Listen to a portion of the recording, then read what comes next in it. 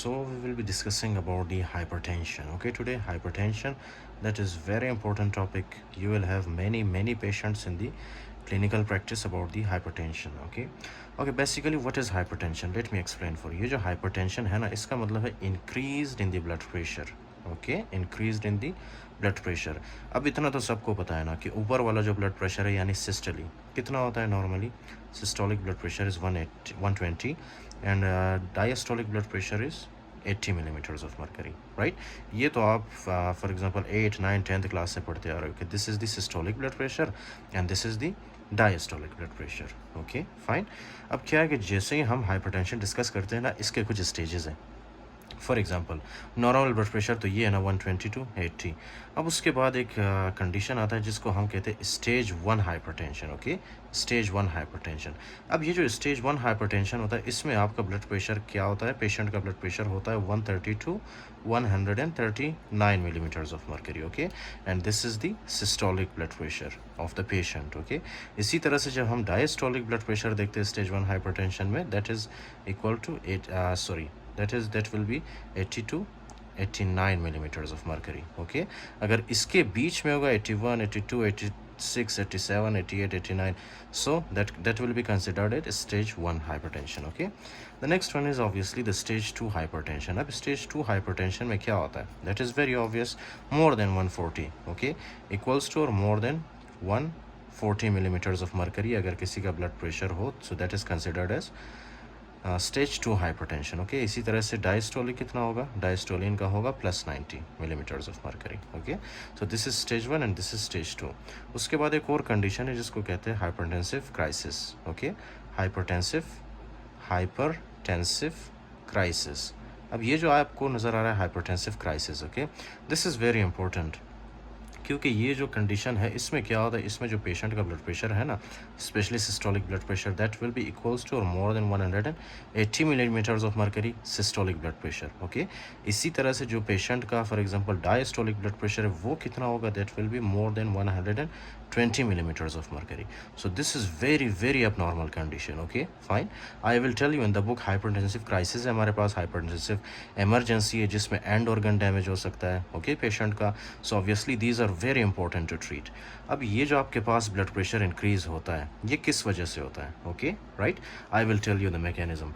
First of all, ये जो blood pressure ये बनता किस चीज़ से? This is your blood pressure that is equal to cardiac output into total peripheral resistance. Okay fine. तो ये जो ब्लड प्रेशर है आपका, ये किस चीज़ पे डिपेंड करता है, cardiac output and total peripheral resistance पे. ओके, कार्डियक आउटपुट हमें किस चीज़ को बताता है, कार्डियक आउटपुट हमें बताता है सिस्टोलिक ब्लड प्रेशर को. Fine, right. With the help of the cardiac output हम किस चीज़ को डिटरमिन या मेजर करते हैं, सिस्टोलिक ब्लड प्रेशर को. इसी तरह से टोटल पेरिफेरल रेजिस्टेंस हमें किस चीज़ क्या बताता है, these will tell us about the diastolic blood pressure. Okay fine, just don't worry, I will explain in very detail now. Okay, कि ये एग्जैक्टली होते क्या है. अच्छा, सो this is your heart. Okay, this is the right atrium, left atrium, right ventricle, left ventricle. अब now this is very obvious. आपको पता है कि यहाँ पे जैसे ही हार्ट कॉन्ट्रैक्ट करता है ना, हार्ट के अंदर नॉर्मली फिजियोलॉजिकली कितना प्रेशर होता है, 120 millimetres of mercury. Okay fine, 120 millimetres of mercury.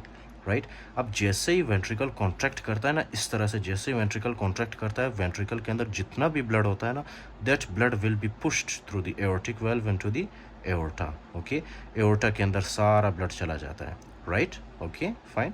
तो इसी चीज़ को हम क्या कहते हैं कि लेफ्ट वेंट्रिकल जैसे ही कॉन्ट्रैक्ट करता है तो वो सारा blood into the aorta push करता है. Right, that is equal to our cardiac output, that is called as our cardiac output. Okay fine, right. अब सिस्टोलिक ब्लड प्रेशर को हम कैसे डिफाइन करते हैं, सिस्टोलिक ब्लड प्रेशर को कैसे डिफाइन करते हैं, the pressure which is present in the major arteries. Okay, the pressure which is present in the major arteries at the peak of the systole. Okay, at the peak of the contraction. जैसे ही ये आपका heart contract करता है ना, ऐसे अगर इस लेफ्ट वेंट्रिकल के अंदर 120 मिलीमीटर्स ऑफ मर्करी हो, उसी प्रेशर को ये ट्रांसफ़र करता है into the aorta. Okay right, इसी 120 मिलीमीटर्स ऑफ मर्करी के साथ ये क्या करता है, ब्लड को पुश करता है इनटू द एओर्टा. फिर वही प्रेशर और ब्लड कहाँ पे आता है, एओर्टा के अंदर. राइट, अब एओर्टा के अंदर कितना प्रेशर है, 120 millimetres of the mercury, and these 120 millimetres of mercury is our systolic blood pressure and cardiac output. Right, okay fine. So this is the cardiac output. अब क्या है कि जैसे ही ब्लड लेफ्ट वेंट्रिकल से आता है एओर्टा के अंदर, आपको पता है ना बहुत सारा ब्लड एओर्टा के अंदर एंटर होता है, तो आपका ये जो एओर्टा है ना ये स्ट्रेच होता है, ओके, ये एक्सपेंड होता है। इस तरह से नॉर्मल नहीं होता, ये एक्सपेंड होता है।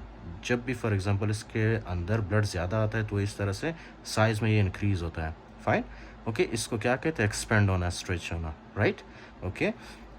अब क्या है कि जैसे ही यहाँ पे हमारे एओर्टा के अंदर ये एओर्टा जैसे ही एक्सपेंड होता है ना, उसके बाद क्या होता है, उसके बाद जो है हमारा जो एओर्टा है वो कोशिश करता है कि वो वापस अपने नॉर्मल साइज़ में आ जाए, मतलब छोटा हो जाए, फाइन, इस तरह से बन जाए, राइट। अब जैसे ही फॉर एग्जांपल ये जो एओर्टा के वॉल्स है ये कोशिश करता है रिकॉइल होने की, उसी वक्त जितना भी ब्लड होता है एओर्टा के अंदर, कुछ ब्लड आगे की तरफ मूव करता है और कुछ ब्लड वापस कोशिश करता है कि वो लेफ़्ट वेंट्रिकल के अंदर दाखिल हो, लेफ़्ट वेंट्रिकल के अंदर घुस जाए, ओके, फाइन। लेकिन at that very moment you need to remember कि जैसे ही ब्लड कोशिश करते हैं वापस लेफ़्ट वेंट्रिकल के अंदर आने की, उसी वक्त ही ये जो आपका एओर्टिक वेल्व है ना, ये एओर्टिक वेल्व क्या होता है, इस तरह से क्लोज़ होता है, फाइन। तो जैसे ही एओर्टिक वेल्व क्लोज़ होता है तो ये ब्लड वापस लेफ़्ट वेंट्रिकल के अंदर नहीं आ पाता, फाइन। एज ए रिज़ल्ट क्या होता है, वो ब्लड यहीं पे रह जाता है, ओके, फाइन। अच्छा, अब आ गया हमारे पास ये एओर्टा है, हमारे पास एओर्टा के अंदर क्या है, हमारे पास ब्लड है, फाइन। अब इसी ब्लड को हमने क्या करना है, आगे की तरफ पुश करना है, फाइन। इसी ब्लड को हमने आगे की तरफ पुश करना है। अब ये ब्लड कितनी आसानी से ये फॉर एग्जांपल इन आर्टेरियोल्स के अंदर जाएगा, okay, that will depend on the total peripheral resistance, okay, fine. अब टोटल पेरिफेरल रेजिस्टेंस होता क्या है, see this is the aorta and obviously ये जो आगे आता है aorta that will convert into the small arteries, capillaries, okay, fine. तो एज अ रिजल्ट ये जो आपको नज़र आ रहा है, these are the arterioles, okay, fine, these are the arterioles. Listen very carefully, अगर यहाँ पे ये आर्टीरियल्स डायलेटेड होंगे, ओके, अगर ये आर्टीरियल्स डायलेटेड होंगे, डायलेटेड का मतलब पता है ना आपको, अगर ये नॉर्मल साइज़ में होंगे तो ऑब्वियसली यहाँ से जितना भी ब्लड होगा वो इजीली यहाँ से पास करके हमारे वेन्स में एंटर होगा, फाइन, ओके। उसका मतलब क्या है कि डायलेशन जितना ज़्यादा होता है तो टोटल पेरिफेरल रेजिस्टेंस उतना ही कम होता है, ओके, फाइन, ओके। तो मैंने आपको बताया था कि टोटल पेरिफेरल रेजिस्टेंस कैसे कम होता है, अगर ये आर्टीरियल आपके पास अगर डायलेटेड फॉर्म में हो, ओके, डायलेटेड फॉर्म में अगर एक्सपेंडेड इस तरह से मतलब बिल्कुल खुला हो, राइट। सो वहाँ से हमारे आर्टरीज से आर्टीरियल में ब्लड बहुत ही आसानी से एंटर होगा और आर्टीरियोस से वेन के अंदर एंटर होगा, ओके, फाइन। तो जितना डायलेशन ज़्यादा होगा उतना टोटल पेरिफेरल रेजिस्टेंस कम होगा, ओके, और जितना टोटल पेरिफेरल रेजिस्टेंस कम होगा उतना ही आपका ब्लड प्रेशर कम होता है, सिंपल, ओके। यहाँ पे मैंने आपको बताया था कि डायस्टोलिक ब्लड प्रेशर किस पे डिपेंड करता है, टोटल पेरिफेरल रेजिस्टेंस पे। Now listen very carefully, one more condition, okay. अब क्या है कि ये जो आपके पास है ना आर्टीरियोल्स को मैंने इस तरह से नैरो कर दिया, ओके, इस तरह से मैंने नैरो कर दिया आर्टीरियोल्स को, फाइन। नैरो का मतलब क्या है कि यहाँ पे मैंने काज किया वेजो कॉन्स्ट्रिक्शन, मैंने कोई ड्रग दिया है, ओके। ड्रग देने की वजह से ये जो आपके पास आर्टीरियोल्स है ये कॉन्स्ट्रिक्ट हो गए। नाउ लिसन वेरी केयरफुली, अब आप मुझे बताओ यहाँ से ब्लड आसानी से जा पाएगा इस वेन के अंदर, इस आर्टीरियल के थ्रू नहीं जा पाएगा, क्यों, क्योंकि ये आपके पास जो आर्टीरियल है ना इसमें क्या हुआ, ये वेजो कॉन्स्ट्रिक्शन ये बहुत ज़्यादा बारीक हुआ है, ओके, फाइन। ज़्यादा बारीक होने की वजह से यहाँ से जितना भी ब्लड है वो आसानी से हमारे वेंस के अंदर दाखिल नहीं हो पाएंगे, ओके, क्यों, क्योंकि रास्ते में ये जो आर्टीरियल है इनकी हुई है वेजो कॉन्स्ट्रिक्शन, ओके।